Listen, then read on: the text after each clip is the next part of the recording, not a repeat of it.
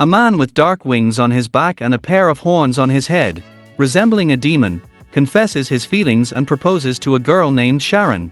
She has long blonde hair and is dressed in a long white dress. The man kneels down and extends his hand to his beloved. However, she draws her sword. 1,000 years later, a blue-eyed wanderer dressed in a white cloak with a hood stands on a cliff, holding his horse by the reins. Before him unfolds a picturesque panorama of a small town or village, nestled among the green mountains on the shore of a lake. The town's central park is well maintained, with wooden benches basking in sunlight and bustling with people.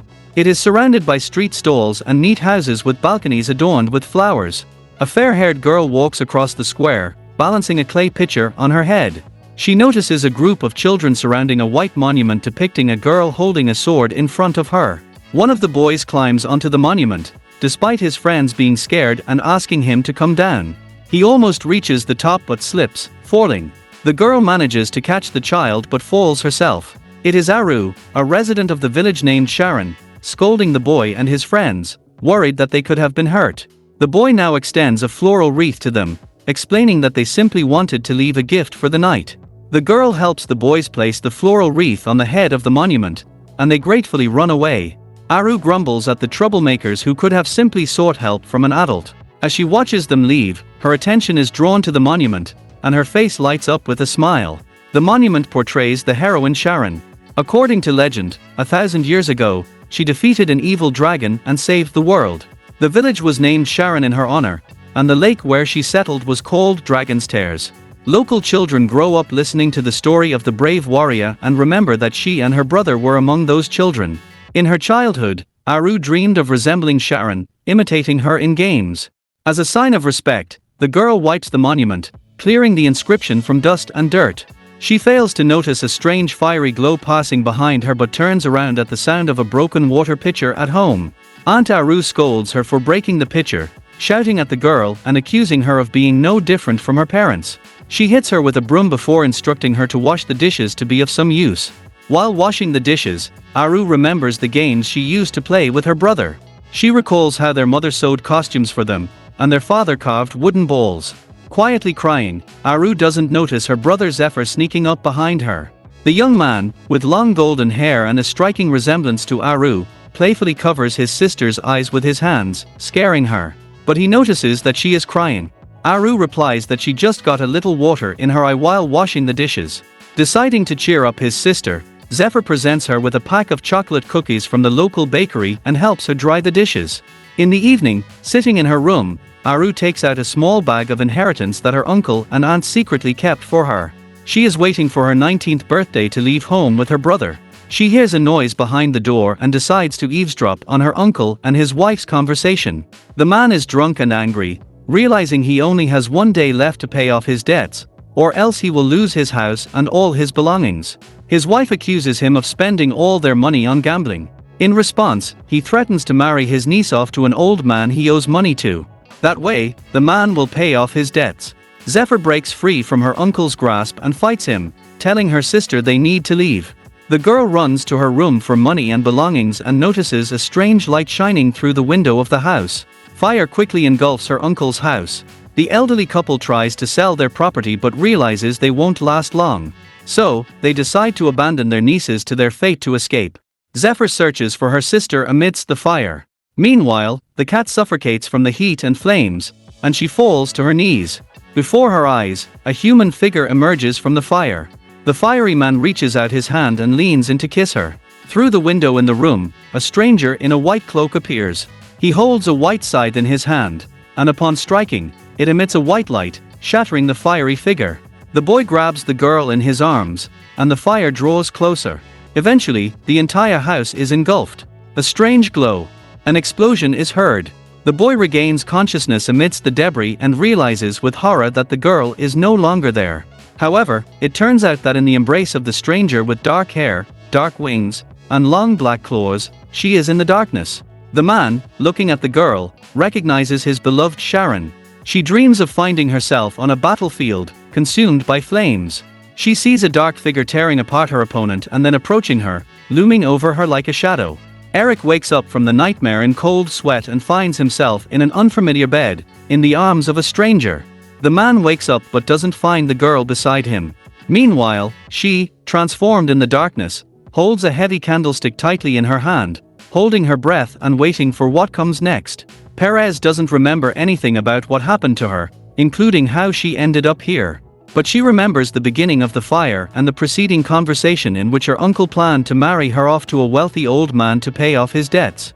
When the stranger approaches her in the darkness, she tightens her grip on her weapon, closing her eyes tightly. She strikes the approaching stranger, yelling at him not to touch her and that she will never be with him. Opening his eyes, Eric finds himself in the middle of an empty room, not understanding anything. A voice whispers directly in her ear, frightening her to death. She turns around and sees a man standing behind her, taking the candlestick, her only means of defense, from her hands. The man reaches out his hand towards her, and it seems like he is about to grab her. But instead, he ignites all the candles on the candlesticks without matches, simply by waving his hand over them. In the light of the fire, the girl can finally see the man standing in front of her. The first thing she notices is his red eyes, and then Aru is surprised to discover that the man in front of her looks nothing like the old man described by her uncle. The stranger asks if the girl is breathing and instructs her to take a deep breath, which confuses her and makes her doubt her own sanity. And Aru remembers how she almost suffocated in the fire and how the stranger held him in his arms. She mistakes this man for the person in the white cloak and almost points at him in excitement, which makes her feel embarrassed, and she hides her hands behind her back. Aru asks if he is the same person who saved her, to which the man replies that now she is safe. The girl thanks the man and asks for his name. He introduces himself as Sumrik, and for some reason, her heart starts beating faster in her stomach. He grumbles from hunger and the cancer itself invites her to follow him, escorting her to the door of the room. He embraces the girl by the shoulders, and she doesn't notice how his hand becomes clean and, it seems, covered in scales. This man returns his hand to its normal state, and she is amazed by the rich decor of his house and the variety of delicacies on the table. Twilight asks if she wants anything else. The girl refuses and is amazed that there could be even more food. She wonders what this man does and why he is so wealthy. She has never seen such luxury before. Twilight sits down next to her at the table and cuts the grilled meat into pieces. He looks as if it's very unusual for him, constantly glancing around and shaking his head from side to side while eating. Everything in the mansion feels strange and new to her. She is certain that her village has never had such houses. The girl asks Twilight where his house is, the one they are currently in. He replies that it's not far from her previous dwelling. She asks if he saw any other people during her rescue, particularly a little boy whom she is worried about, her brother. Despite the fact that he was in the living room with other family members when the fire broke out, and the door led outside, making it easier for him to escape. When Twilight answers that he hasn't seen anyone else, Aru starts crying because she is worried that her brother might have been harmed and that she was able to escape the burning house only thanks to her rescuer. Twilight stands up from the table, looking clueless about what to do with the crying girl. He sits back down and hides the claws on his hand. After breakfast, Twilight and Aru go for a walk outside near his house. The mansion turns out to be a huge castle with columns, marble staircases, and its own pond. Aru is amazed by how this man lives here alone without a family, but she also remembers how her own uncle treated her. The girl tells him about how he lost almost all of her inheritance in gambling, including the money her brother had earned. And the last straw was that he planned to sell her off in marriage. Twilight asks if Aru remembers anything about this place or about him. The girl replies that she lost consciousness and remembers almost nothing, but promises to let him know if she remembers anything before she returns home. Twilight gets angry at the girl's words about abandoning him and reaches out to her. But she turns around and thanks him again with a smile for saving her outside. The man with the scythe tries to break through the barrier surrounding the castle, attacking Twilight from all sides. But he fails, and the damaged barrier restores itself. One of the castle columns collapses, and Twilight notices a crack on the surface of the invisible barrier, similar to the ones left on shattered glass. Leaning down, he realizes that he is directly above Aru, who is on the ground. Aru remembers her life in the village. Once, when she was hanging laundry, her friend Ruby ran up to her. She was very excited and talked about urgent matters and problems without explaining anything. The girl took Aru's hand and dragged her along. They arrived at the beach by the lake, where the kids from their village were swimming. Contrary to expectations, Ruby was not impressed by the sight and expected to see anything but a group of naked boys. One of them was a young man who had recently confessed to her. Ruby and the other girls surrounded their friend and asked her why she had not yet gone out with him, to see how she would react. Puzzled, one replied that she liked men with well-developed chest muscles. As she lay on the ground, she stared wide-eyed at Samrek's chest. He misunderstood the girl's reaction. The man wondered if she had ever seen his true self. He was about to show it to her before the guest he mentioned broke the barrier. He did not want to let the girl go, so he even considered keeping her in the castle until the time was right. But when a pillar fell and she was in danger, his body reacted of its own accord, releasing wings, horns, and claws to shield her. Samrek reached out his hand and helped the girl to her feet. Aru noticed that although her own hands had been injured by the fall, the man's skin was without a scratch, completely unharmed, even though he must have been hurt worse than she had been. Aru screamed as Samrek picked her up and looked at him with wide eyes, and he declared that he would fix it and covered the girl's eyes with his palm. With a brilliant flash of light, both the barrier and the fallen pillar were repaired. The girl, perhaps uncomfortable with her proximity to Gan, asked him to stand up, and looking around, she discovered that the destroyed structure was standing in its place as if nothing had happened. The slave himself, recalling the conversation at the court and remembering that his relative was going to marry him against his will, suggested that the man stay at his house. The girl asks the man to leave her alone for a short walk, and he returns to the mansion. Entering one of the luxurious halls, Samrek peeks out the window and notices Aru heading somewhere along the path. As she runs away, Aru recalls the strange events with her, beginning with the castle in a deserted place and ending with its owner, who has lived alone and without servants. For a brief moment, she sees with her own eyes, Samrek transformed into a monster. The only explanation that came to her mind for this man's behavior was quite prosaic: he intended to feed and eat her. Ruth then had a vivid image of herself lying on a huge plate, surrounded by spices and huge cutlery. She spreads her wings and explodes into the sky above the forest below. God himself watches over the fugitives. Meanwhile, in a large white temple-like structure, the white-robed guardians gather. They deliver an urgent message to the high priest about an unknown fire in the village of Sharon. The high priest understands that the dragon, destroyed 1,000 years ago, has returned. He orders his men to find and retrieve the dragon's heart before it is fully resurrected by placing it in his own chest. The guardians kneel and vow to carry out his order. Continuing through the forest, Aru encounters the ruins of a once magnificent chalk building with columns, staircases, and fountains still in existence. Fascinated by its beauty, the girl discovers an indecipherable inscription on one of the stone monuments. Leaving the ruins, I intended to continue my journey, but then I noticed cross ivy on a tombstone-like plaque. As I cleared the vegetation, I was suddenly enveloped by a bright light. In front of me stood a sword with a golden hilt. As soon as he picked up the sword, there was an earthquake, and the entire sword sank into the ground. As he fell, he felt a strange sensation as if the sword had pierced his chest. However, when he landed on the ground, he discovered that he was alive and invisible. Meanwhile, Aru stood up with his sword at his side and heard something hit the ground behind him. Turning around, he saw a wounded figure lying at his feet emerge from the darkness. Someone had carefully wiped the blood from his face with a handkerchief, and in front of him was the silhouette of his beloved Sharon. When he regained full consciousness, he saw Aru holding a sword in his hand. He instantly recognized the weapon in the girl's hand and realized he was tied to a grapevine. The girl looked guilty and explained that she had decided to tie him up because he had suddenly fallen from the sky and she was scared. She then explained that she had intended to tie him up to prevent him from harming her, but eventually decided to stay and talk to him. When he threatened her with a sword, the girl learned his true nature and asked him why he had brought her to the castle. He then asked her how he could get home. The man said he would only reveal his name and that he had nothing else to tell her. But he says he cannot reveal why Sarah is here. The girl tightens her grip on the handle of the ball in her hand. Upset at being forced to stay in a gloomy house without knowing what happened to her family, she replies to the man that she can't escape if she kills him. In reality, however, she never thought of killing him. Samrek's words sounded like magic to her as he explained that the place they were in was a different dimension that he had created and that no one could enter or leave without permission. It began to rain, and seeing Aro's bare feet, she suggested that they cut the conversation short there, since it would be difficult for him to walk. Aro agrees to return to the castle. At the castle, Aro dries Samulak's hair with a towel, but he still refuses to untie it. She notices a scar on his chest and asks where it came from. Aro recalls that he had been pierced in the chest by a sword in the ruins.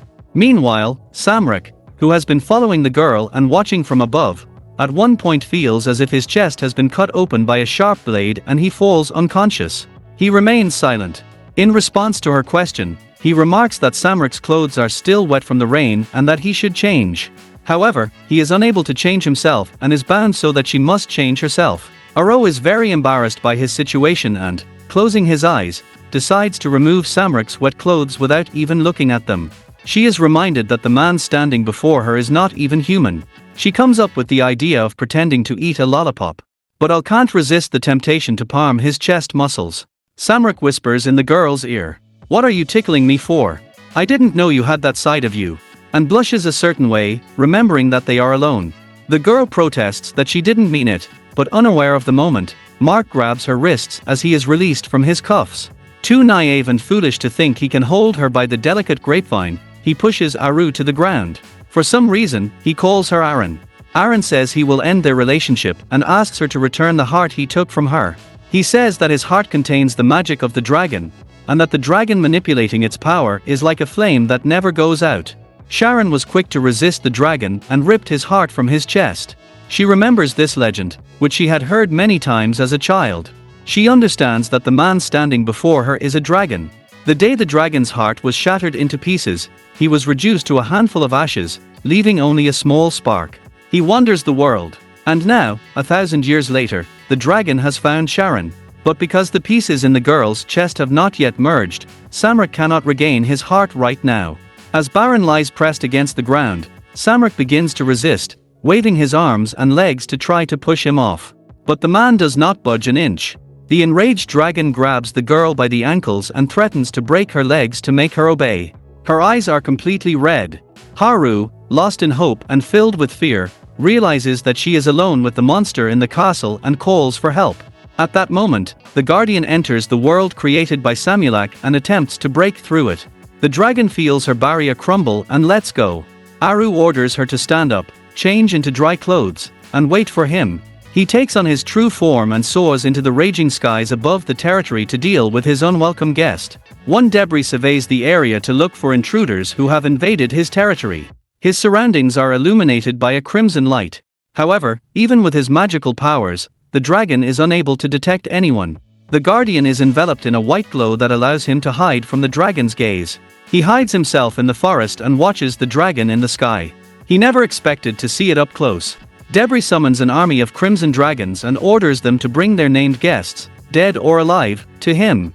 Meanwhile, Aru was wandering around the castle looking for an unlocked door. She is short of breath from pain and shivering in her wet nightgown. Samrak appears behind her. He illuminates the dark castle corridors with a fiery light. He asks, why did Elle defy him and try to walk around without permission? The girl explains in a trembling voice that she is worried about her brother. She flinched nervously when he reached out to her, fearing that he would punish her for trying to escape. But the darkness only covered his hair with a towel and advised him to return to his room before he caught cold. The next morning, Dragon sat in his living room smoking a cigarette, wondering who the unknown intruder was that had breached his barrier. He knows that some people are born with mysterious powers. But whoever it is, there is one thing that worries him far more. His body is slowly melting away. He looks at his hands and notices that his fingertips have turned to ash. He realizes he must give his heart and goes to his guests. He thinks nothing of it. Did she touch the food? Even though he left breakfast in her room. The girl, dressed in nice, clean clothes, wakes up in one of the castle bedrooms, sees the food left for her, and without a moment's hesitation, leaps to eat it. She needs strength at all costs for her impending escape, about her determination to get out of here. However, she is not Sharon and never will be, as the only thing they have in common is that they were born in the same village. The girl wraps up the remaining food and hides it under her bed, as well as the sword she was carrying there. There is a knock at the door. And by the time dusk falls and she enters the room, she is sitting on the bed as if nothing had happened. The man notes that his guest and captive does not refuse food and looks healthy enough, but she looks at him with a strange expression on her face. He reaches out to check her temperature and is hit with a pillow. The darkness itself resists, and all that is left in Aru's hands is half a pillow and a few feathers scattered around the room. The current situation worries Aru. He had intimidated Aru so much that he had made Aru extremely hostile. Under the current circumstances, the dragon cannot gain the strength of mind because the mere mention of his touch makes her feel disgusted. Every time he reaches out to her, she looks at him in horror and prepares to defend herself. After considerable trial and error, the man leaves the room and heads down the hallway. He presses his hand against his chest and feels a strange sensation, but remembers the past 1,000 years when his body was shattered into pieces and tells himself that there is no going back. Only by killing Sharon with his own hands can he regain his own mind. As Aru tries to continue his preparations, he realizes that his leg is perfectly fine and in no pain. However, his leg is perfectly fine and painless. Remembering all that has happened to him over the past few days, and amazed that after the fire and earthquake that nearly suffocated him, he is still in good spirits, a cheerful Dusk returns to the room and offers to talk to Aru. A short time later, the room is filled with various gifts, expensive dresses and shoes, abundant baked goods and jewelry. Dusk tells her to make sure she is comfortable here and that if she needs anything, she can just ask. One is suspicious of his thoughtfulness, since the dragon was planning to get her heart. But what is even stranger is that all these things are in his house. She tries to imagine a hanger for her dress, but soon finds it falling apart. One asks what is the source of all that the dragon has.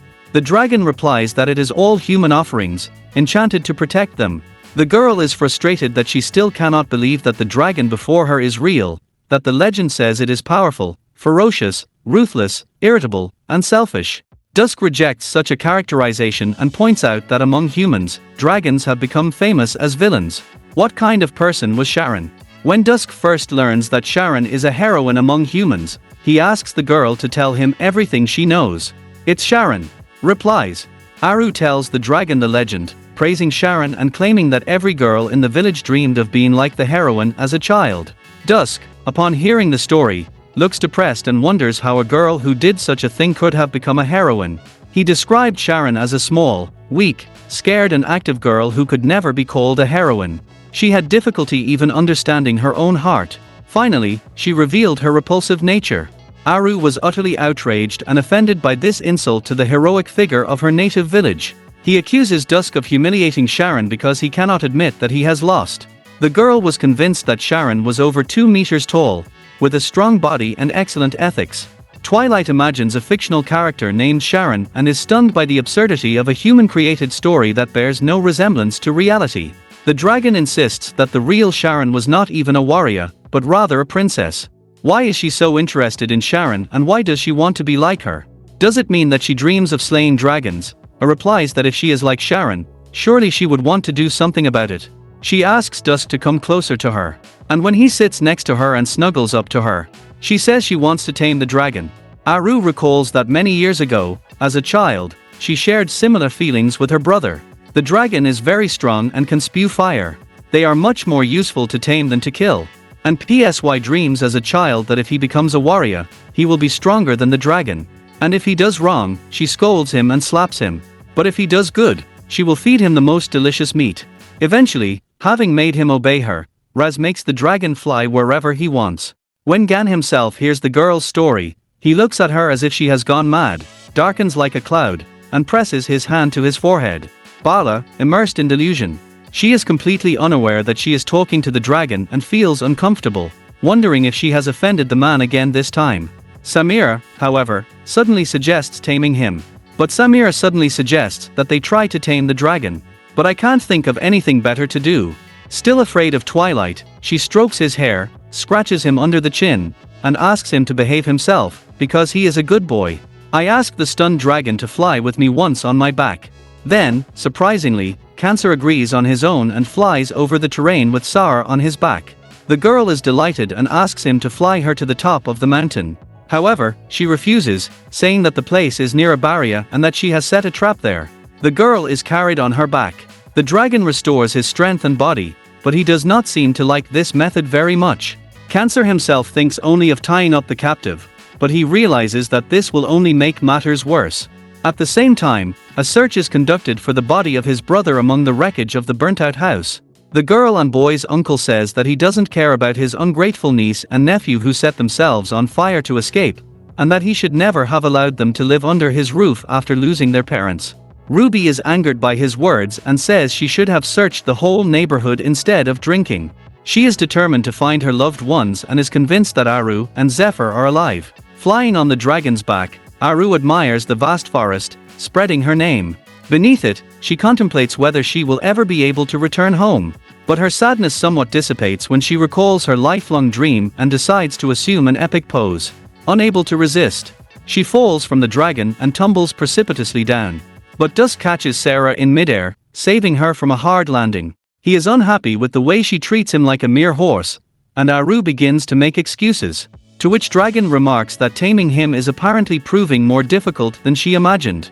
They land in the middle of a blooming meadow and Aru chases after a killing butterfly and Dusk catches her by the scruff of the neck. Aru apologizes for going to the bathroom and the dragon lets her go, though she senses that she has something up her sleeve. Baffled, she does not see her village or even the edge of the lake as she flies. She dashes toward the river and wonders if she can reach any settlements if she follows the shore. As she leans toward the water, she suddenly notices that the river is frozen right in front of her eyes. Aru notices one of the red dragons dead in the ice, as well as footprints leading along the shore. She considers tracking down their owner and asking for help to get home. The girl barely has time to turn around before a block of ice flies at her. Meanwhile, while Dusk waits for her and begins to worry about her long absence, he comes to his senses on the shore. Feeling pain in the back of her head, she notices a block of ice nearby and is surprised that it didn't hurt her after falling on her head. And Ruth decides to test herself and swings at the block, causing it to fall apart. She feels an unprecedented rush of strength and contemplates the dragon's words that she is the reincarnation of a great warrior. However, to put it another way and not with the gloom, the sworn enemies in front of the girl's eyes begin to swim and something burns furiously in her chest. In this state, she returns to the twilight. As soon as she thinks about it, she needs a sword. One of them appears in her hand all by itself. She prepares to strike, but the darkness itself, without even looking at her, holds out the blue flower to her.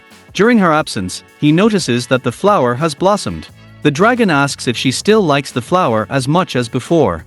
The girl does not even have time to answer as she falls to the grass, bleeding to death. Unconscious, Ara feels as if her whole body is on fire, and her heart is about to burst into pieces. When she feels someone holding her, however, she is relieved. She feels warm and comfortable in the arms of another person. When Aru regains consciousness, she finds this dusky man embracing her, while she practically lies on top of him. Reaching out, the girl sees blood stains on her hand and panics and pulls herself out of his embrace. The man warns her not to make any sudden movements, fearing that she might have another outburst. Aru doesn't understand what he means. And the cancer himself explains that because of his heart imprisoned inside her, too much magical power has built up in her body. He holds Ara tightly to take the mana away from her. Cancer himself does not understand why the mana life energy has such a devastating effect on the girl. Aru moans in pain and asks if she will die at this rate. Cancer himself hugs Aru tighter. I comfort her by telling her that she is safe as long as he is around. She responds in kind to the dragon's embrace. From that day on, Aru tries to stay close to Crawfish, catching up with him in the corridor of the castle. The girl hangs on the dragon's back. After what happened, the Crawfish himself explained to Aru that until she learns how to handle magic herself, the only way for him to release the excess magic from her body is to touch her, since he needs physical contact to accept someone else's magic. He also explained that the larger the area of contact, the easier it is for him to do so. Having experienced the pain, Aru is afraid of being exposed to it again and is forced into constant contact with the cancer because of her anxiety. The dragon notices that the girl enjoys hanging from him this way and sets her on a chair, leaning over her. He says he prefers it that way because he doesn't want Aru to disappear from his sight. Spending time together, the girl leans back on his shoulder. Twilight, sitting on the couch, often takes his arm or even climbs on his shoulders as she sleeps lying right on top of him. Twilight thinks she is too careless. He has often had to watch people begin to behave differently in order to survive. So Dragon decided not to ask too many questions. Besides, it will only be better for him, since he will be able to wait quietly for the moment when his heart is restored. He does not immediately notice how Aru begins to cough up blood in his sleep packs his clothes. Cancer himself does not understand why her mana continues to grow, despite the fact that he is absorbing her magical power. However, he has not absorbed a significant amount of mana. This means that the mana flows out of the girl's body faster than he can absorb it. The dragon tries to awaken the girl and notices that she is shrouded in magical chains. Twilight can't figure out who would do such a thing to the girl, and he is angry with both them and himself for not noticing the chains around her right away. He tears them apart. In a fit of rage, and Aru comes to her senses lying on the dragon's lap. The man tells her that there was a seal on her heart that prevented her from releasing her magical power, and some sorcerers were to blame for it. The girl is about to reply that she has not encountered any sorcerers, but some wreck interrupts her, embracing her in a way she never has before. Aru realizes that the dragon was really worried about her at that moment. The dragon remembers his magical power, which radiates freshness, boiling within the source. He realizes that his heart is finally fully restored. From that day on, Dusk begins to train the aura in magic. Under his guidance, she manages to start a fire on her own, and inspired by her success, she tries to ignite the flames more violently, nearly burning her own hair. She brings the girl's hand to her own neck and heals her signature skin. At this point, she understands little except that she has a special power that the dragon originally possessed. However, she realizes that something has gone wrong with her. A few days later, Aru spends some time with the sheikh, boating down the river.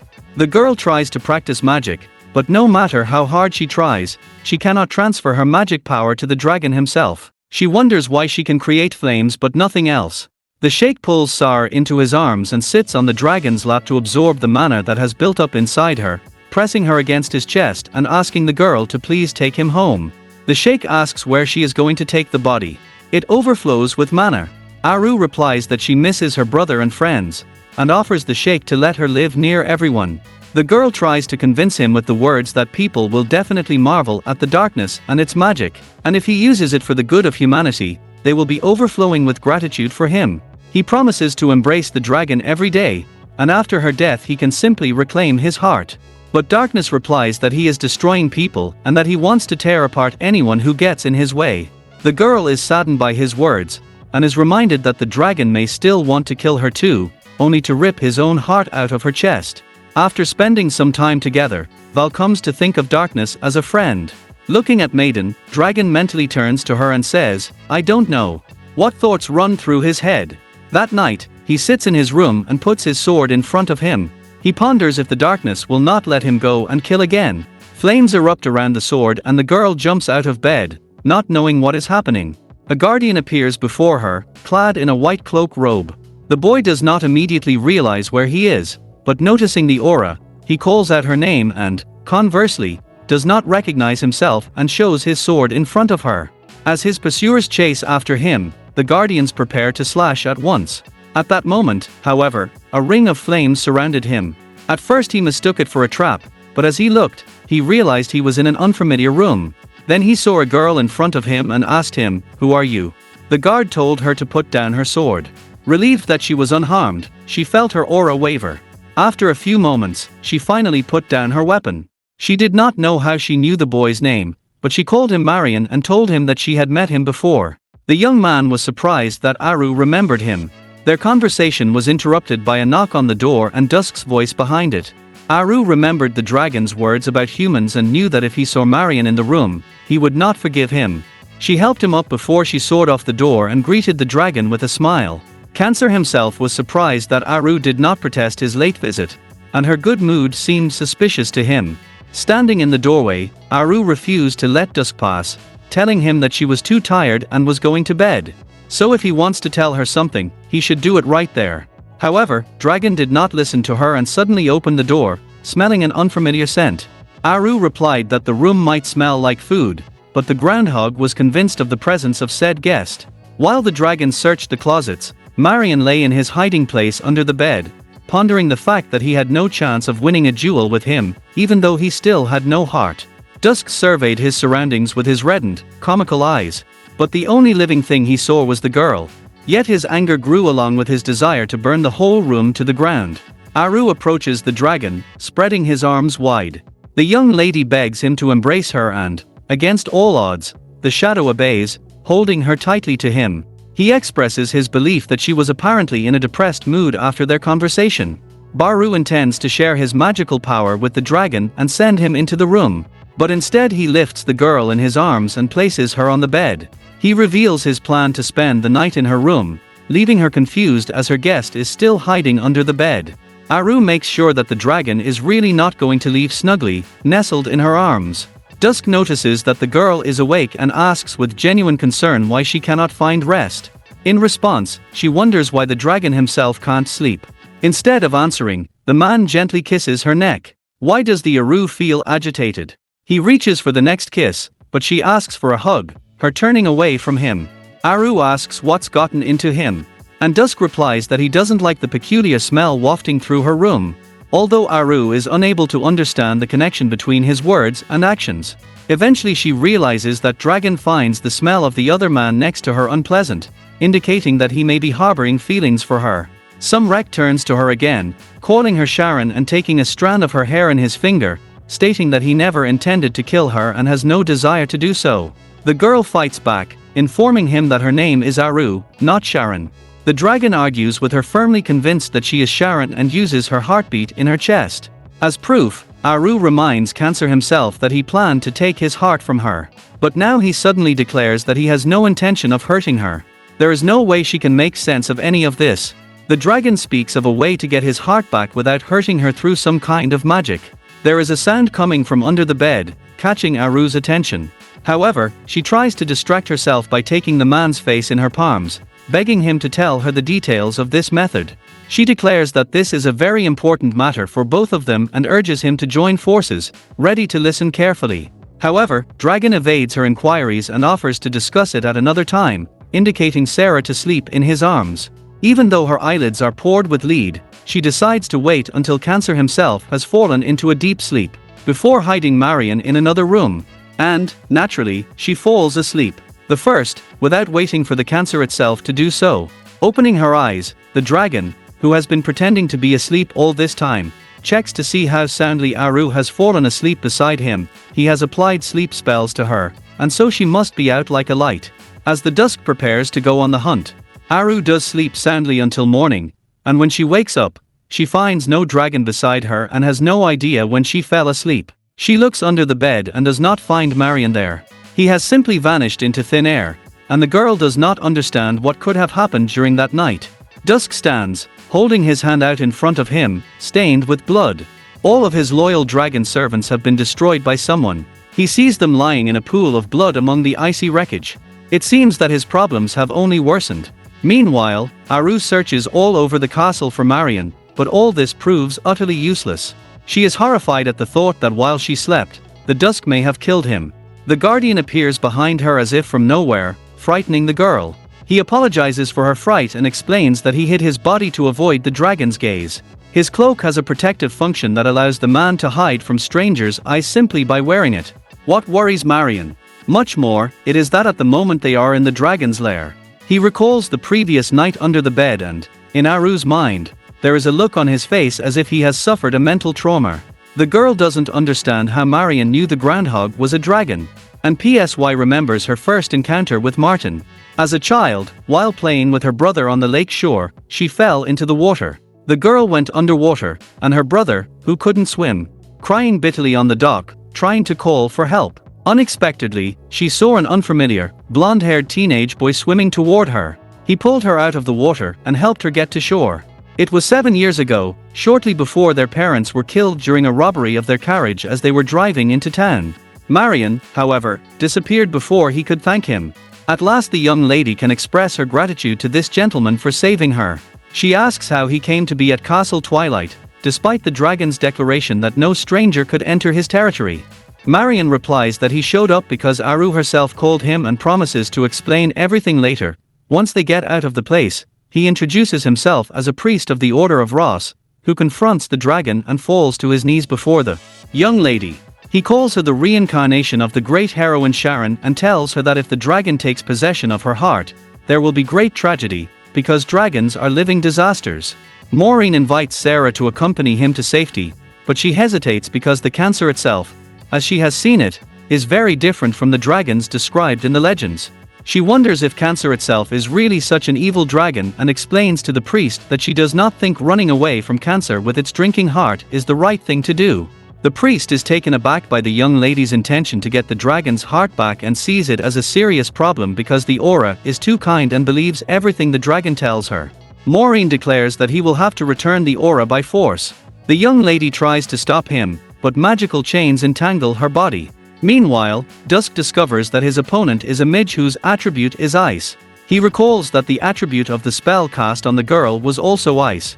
An ice seal lay over her heart, preventing magic from circulating freely. As a result, magical energy was fully used to restore her heart. However, when it was fully healed, the excess magic began to tear apart the body of its bearer. The dragon realizes that someone apparently intends to take over his heart. He once again finds himself in the ruins of former luxury, remembering how Sharon proposed to him there 1,000 years ago. Memories overwhelm Dusk and his chest is once again pierced by the pain of Aru, who has been in the castle all this time for a brief moment and feels her heart ablaze with flames. More importantly, however, she herself does not understand what she has just done or why Marianne is lying on the floor in front of her. A few minutes before Marianne tried to restrain Sar and lead her away from the castle, the young lady drew her sword in defense and declared that she would not go anywhere against her will. In the end, she simply pushed him away with her foot. She feels guilty. After all, for once this man saved her life. And she begins to make excuses, claiming that she herself doesn't know how it happened. At one point it seemed to her that her body began to move on its own. It is not only Aru who notices this peculiarity.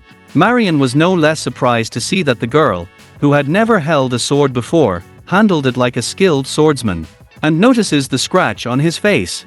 Marianne, to which he replies that it has been there a long time. On closer inspection, Ara notices how exhausted the priest looks. He persuades her to run away, while mentioning that she must also miss the outside world very much.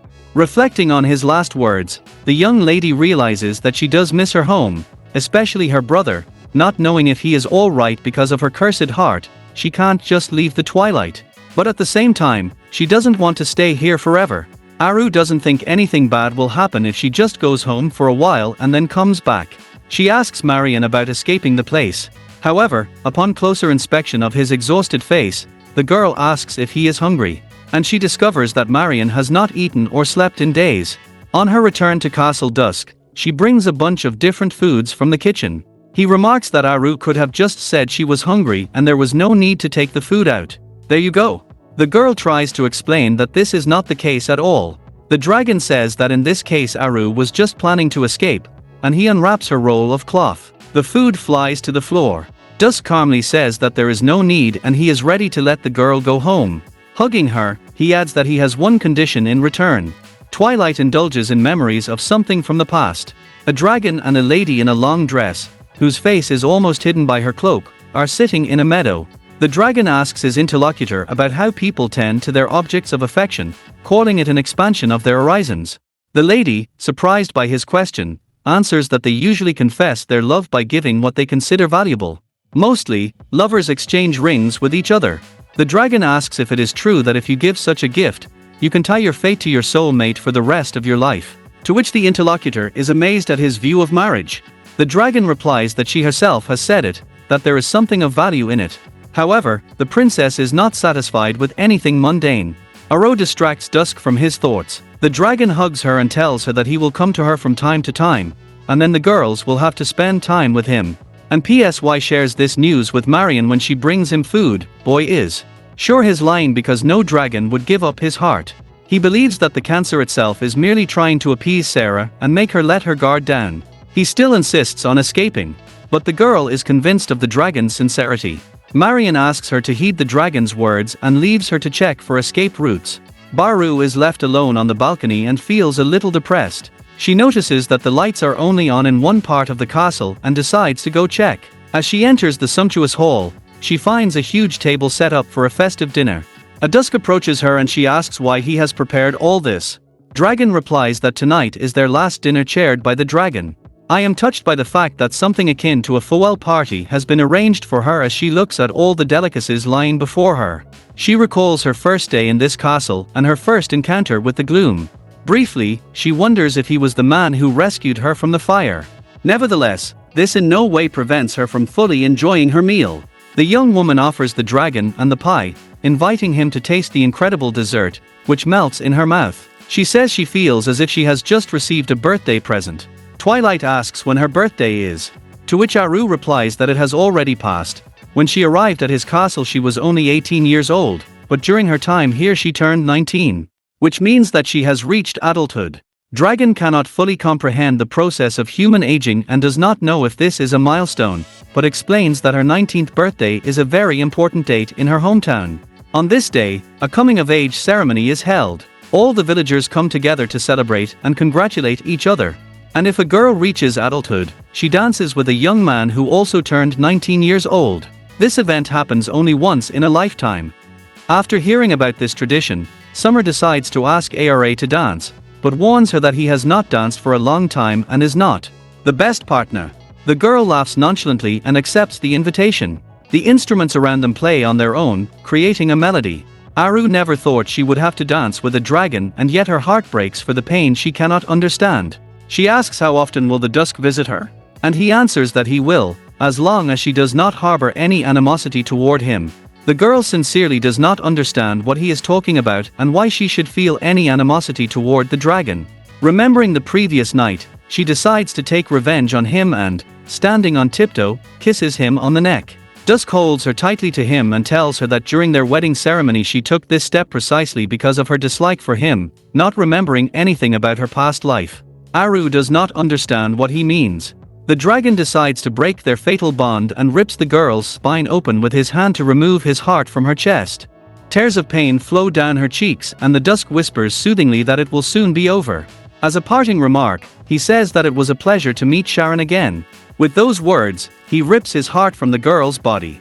Aru's body hangs limply in the arms of Dusk, who sheds tears from his eyes as he says goodbye. He carries the unconscious girl in his arms and walks through the corridors of the castle. He has waited 1,000 years for this opportunity and it has cost him tremendous effort to get it. If he'd missed this chance, there's no telling when another one would have arisen. Once his heart is restored, the dragon will rip it from her chest and their relationship will end once and for all. The girl coughs, inhaling smoke from the fire, and using his magic Dusk removes the smog from her lungs to make it easier for her to breathe. Holding this fragile body in her arms, one is amazed at how small she is, but despite her tiny size, warmth emanates from her. She really is his. Sharon Sum remembers waking up when she attacked him armed only with candlesticks. It was then that he looked into her eyes for the first time and was struck by her resemblance to Sharon. The same snow-white skin and blonde hair. Even after 1,000 years, the dragon still finds her fascinating. He doesn't know how to behave with this girl, so he decides to observe her the first time she asks about her family. She starts crying right at the table. Dusk doesn't understand how you can shed tears for such insignificant people and why the possible death of a couple of humans means so much to her when they go for a walk, and the girl starts talking about her family again. Her eyes glisten with tears. Dragon is afraid that if he says something wrong, she will have another tantrum. He once again says that he hasn't seen anyone and asks the girl to stop shedding tears because it won't change anything. Surprisingly, this phrase really works on her. The girl stops crying and says that the only thing she can do for Mao is to believe that her family is all right. She thanks the dragon, saying that thanks to him her heart, which has been aching up to this point, has finally calmed down. Some Cancer wonders if he can kill Sharon. He wonders if it wouldn't be better to make her his prisoner, tie her up so she can't hear herself scream, lock her in a dungeon, and then just take her heart. When the time comes, being near the girl, the dragon feels like he is going mad. He wants to endlessly admire the one whose heart he is about to capture, even though she has forgotten about him, and there are some differences in their appearance. She is still his Sharon. 1,000 years ago, during the wedding ceremony, Dusk gave his heart to the one he loved as proof of his feelings. After all, a dragon's heart can only be dedicated to the person he truly loves. Turning to the dying Aru in his arms, the Cancer himself tells her that he has waited 1,000 years for the moment when he can get his heart back. Unlike the girl, he remembers every detail of what she, or rather Sharon, did to him. He says that a quick death is a luxurious gift for her. Looking at what he thought was an encore of life in his hands, Twilight notices that the girl is still breathing. Then she opens her eyes and looks up at him. The dragon does not understand what has happened or why she is still alive, as he has just ripped out her heart with his own hands. He looks at his palm, and it turns empty when a crimson light flashes. Dusk's hand burns and turns to ash, screaming in pain. The dragon falls to his knees. His magical power dries up as he looks at the girl sitting on the floor across from him, palm pressed to his chest. Seeing that a barrier has formed around her, Realizing that it is the heart that protects Sharon Dusk out of anger at how dare he not recognize his own owner, he regains his limbs and bright flames cover the space around the dragon, and looks on trembling with fear. She does not understand what has come over the Dusk, for he has promised not to kill her. In desperation, the girl runs away. She manages to run to the door, but a wall of flames blocks her way. The dragon approaches her, wanting to put an end to everything. The aura bursts into tears and asks why the Dusk is treating her this way, even though he promised to let her go home and said he knew how to get her heart back. To this the dragon replies that he woke up from an empty dream and that such an outcome is simply not possible. He controls the flames himself, preparing to attack the girl, and he finds himself holding a sword in his hand, and an obstacle appears in front of her again. She is surprised to see the weapon in her hand and does not understand why it is trying to protect her. Dusk is also caught off guard. In his anger, the dragon tells her that since she has chosen to use the sword against him, she must be prepared for the consequences and that the sword will not help her.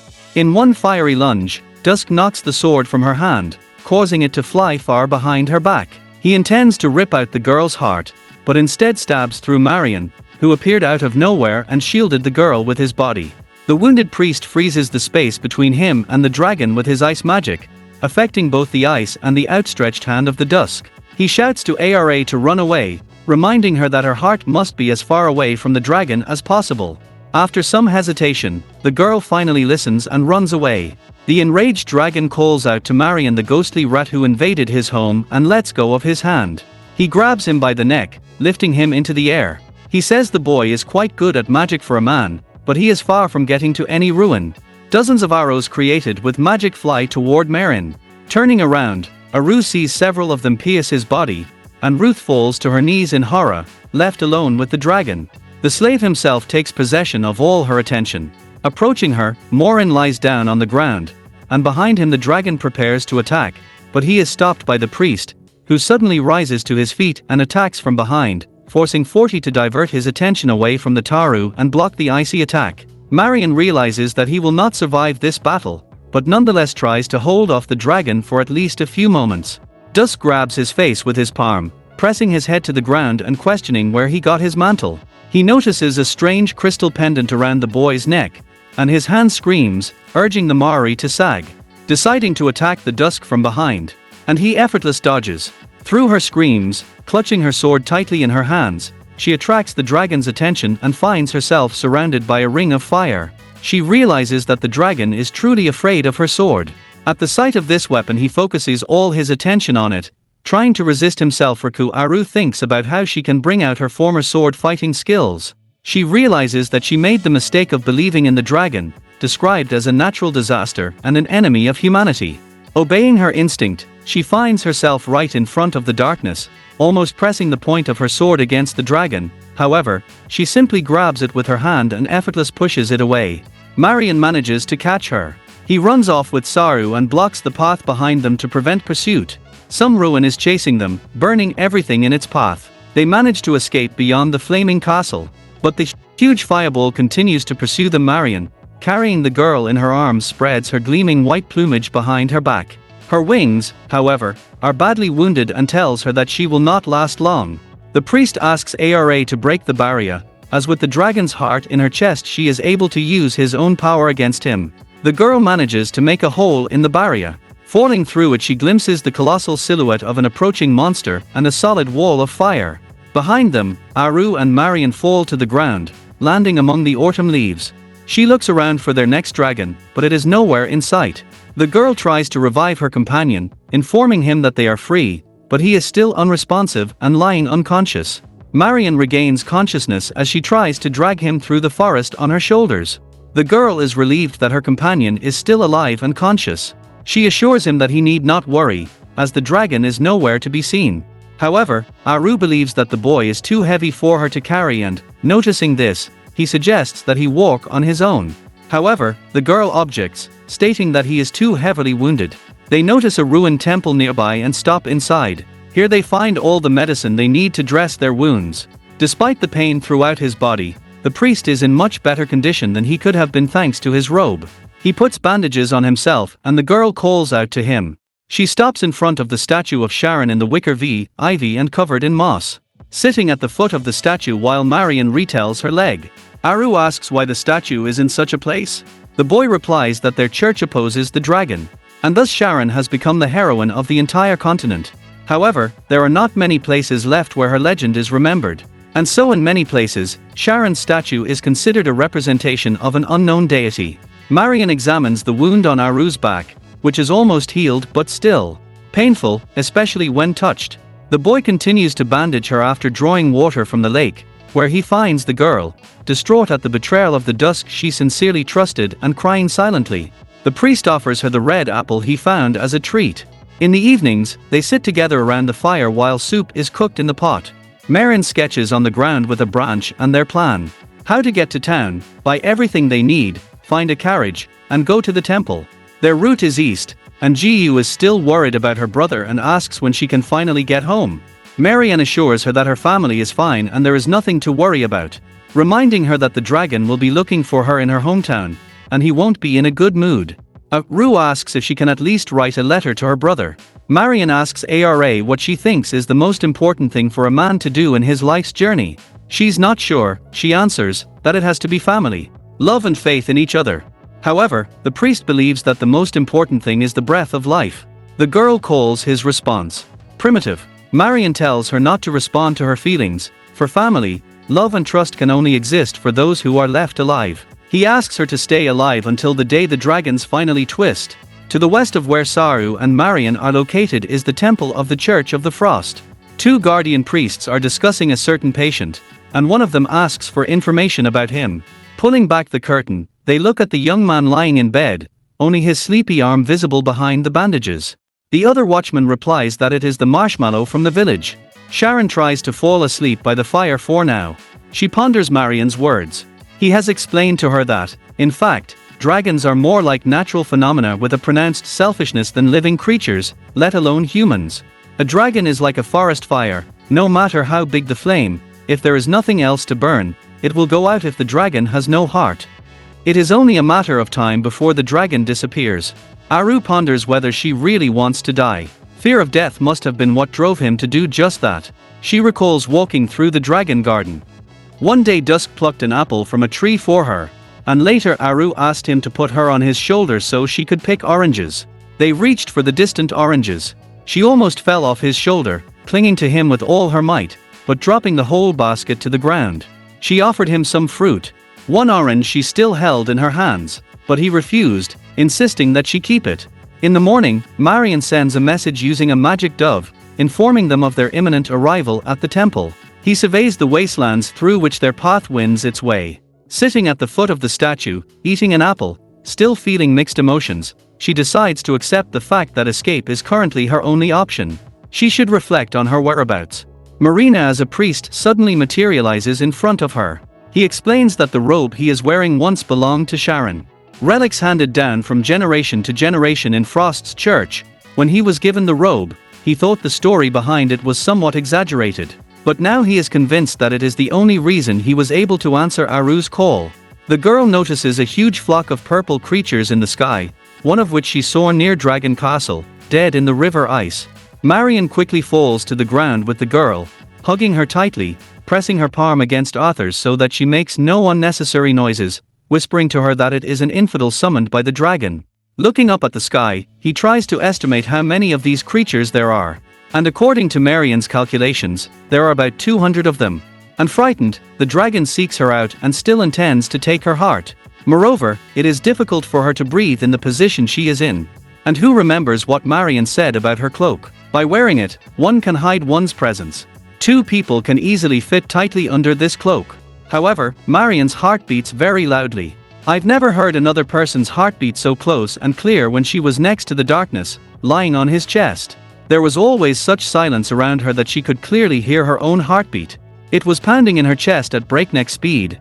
Now, having put everything together, the girl understands that there was nothing special about the silence surrounding her, because the heart of the dusk was in her chest. She asks herself if it is possible that the heartbeat in her chest belonged to the dragon himself, but immediately replies that if he had such feelings, he would never have done anything like that to her.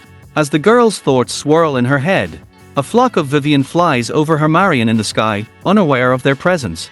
Marion rises to his feet, noticing that the monsters have disappeared from sight, and announces that it is time for them to leave. The girl notices that for some reason his face has become angry with paint. The priest remarks that if the dragon is so desperate to find them, they should retaliate as well. And the RUP doesn't understand what he means. And then, in front of the astonished girl, Marion removes his cloak, folding it neatly. He holds it out to R, kneels down and declares that the cloak has belonged to her from the beginning and that he is honored to give it to the owner of the rifle. This is the first time the priest has spoken to a girl named Sharon, and she has mixed feelings, remembering that this is what the Dusk used to call her, misinterpreted her confusion. Maureen assures the girl that the cloak is perfectly clean and that it is under an automatic cleaning and mending spell.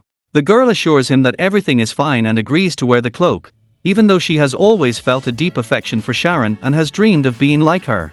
To her, Sharon is the heroine of the statue that adorns the square of her home village, and her own name is Aru. The cloak fits her perfectly, as if it were enchanted, so that it fits whoever wears it.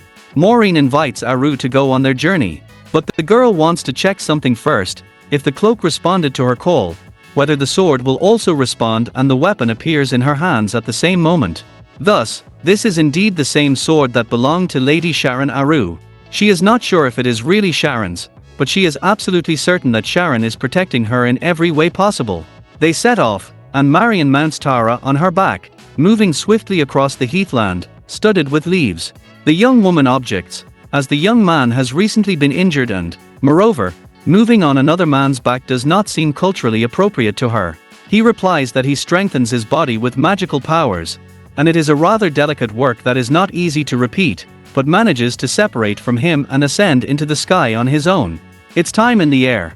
Maureen tells her that it is too dangerous without training and urges her to fly to him. For the first time in front of the eyes of a young woman who has never left her village. It reveals the kind of view the heroine's dragon and flame magic used to be part of a magical story for her, but now she finds herself in a fairy tale from her childhood. And it's both exhilarating and scary for her. She shares this with Marina, and he picks her up and cradles the girl in his arms. And he bumps into his shoulder, asking if she can really survive as he tells her and what the future holds for her. Marina promises to protect Sar at all costs. That night in the village, Uncle Aru manages to get money for drinks, apparently by winning them in a card game. The man is pleased with himself, because even if the heavens had opened, a scoundrel like him would have found a way to profit. He buys himself a bottle of wine and drinks it right on the street. At this point his attention is drawn to visitors unusual for their village. Judging by their clothing, it is a pair of priests. The men head straight for the statue standing in the center of the village. At this time of day, there are hardly any people around. As they peer at the statue, they notice the scarlet stone overhanging its head, and the Putiners are chained with icy magic. Exactly like the monument to the heroine Sharon. The older of the two orders the younger to immediately inform the temple of the renegade who has decided to take the dragon's heart for himself. Marion and Aru cross the wasteland faster than they both thought possible. The priest tells the girl that she must have an innate talent for magic, which is considered rare even among church officials. Even he, not lacking in special abilities, sometimes had trouble keeping up with her. Aru asks if all priests use magic. To which Marion replies that there are those who do not know how. But all high-ranking priests must have sacred power. This is what they call magic. A long time ago, those who were called witches decided to join together for the common good. This is what they call magic. A long time ago, those who were called witches decided to join together for the common good and created a church. Thus magicians became priests working hard for the good of the people of the world. Aru tells Marion about how many years ago, when they were just children, her best friend Ruby became seriously ill, her body burning with fever, and no medicine could cure her illness. After hearing that the priest was visiting a neighboring village, Ruby's father went there across the mountain, with his daughter on his shoulders, and she wept as she said goodbye to her friend. But after a while the girl and her family returned to the village perfectly healthy. Her parents cried tears of joy. And Ruby was incredibly happy to meet again. At that moment, Aru thought it was the work of some kind of magician. And how amazing was it to find out now that she was right. The girl asks if Marion is capable of healing people. To which he replies that he can, but not in severe cases. He claims that manner is the essence of life, and that magic rules this world. In this way, the Magi can be deeply involved in the art of medicine. Marion notes that where her foot touches the ground, the shoots of Man the dragon begin to sprout, have healed her wounds, and are now frantically lashing out. While Aru is absorbed in the story of her friend, the priest prepares to trap her with his icy chains. However, the girl turns to him and a protective barrier forms in front of her. Baru notices Marianne's strange behavior and asks him what is the matter. He answers that there is a snake around her neck. And indeed the snake is there. The young man takes it off the panic-stricken girl and throws it away. As he has a view of the city, he is beyond excited that they have finally arrived. She urges Marianne to go there as soon as possible. However, the priest grabs her by the arm, stopping her holding his crystal. He tells her that from now on, no matter what happens, she must trust him completely with everything, still holding the girl's hand. Marion approaches her with her crystal and injects it into her wrist. Aru begins to panic over her strange behavior. Holding her with both hands, Marion warns her that the first number will lose sensitivity in her hands, and then she will lose control of her entire body.